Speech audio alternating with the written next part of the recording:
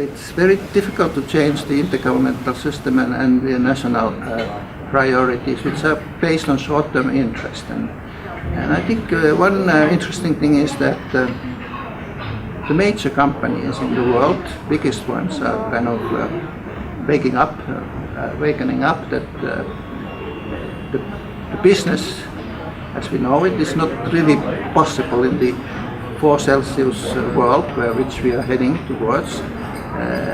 Global warming, it's going to be a nightmare for many people, many regions, many countries. So big corporations are already understanding this, but also then artists and musicians and opinion leaders are getting there, and then we have started some interesting moments on that, and of course Club of Rome and its chapters are involved in various kind of things, but mostly I think in the scientific world. But we need more mobilizing bigger masses and people. What I was seeing, particularly in the United States, has changed a great deal from what it was when I began in the 1960s. And that was extremely degraded shorelines and very degraded bay bottoms and coastlines.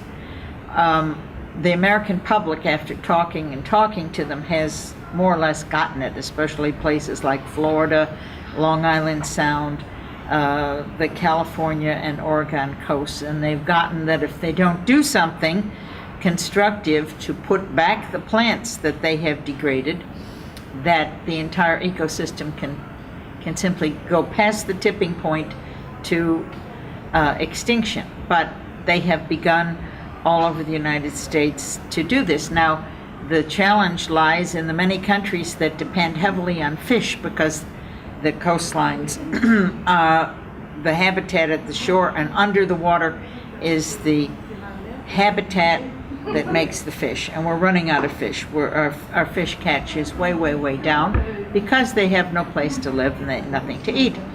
So the question is, if we want to remain viable, we want to put this back, restore it. But countries, for instance, Southeast Asia is a very good example, and they still are damaging things and degrading things and have not gotten the ethic of restoration, which is a rather sophisticated environmental technique, because first thing people do is describe it, and then they protect it, and then only then do you begin to restore it.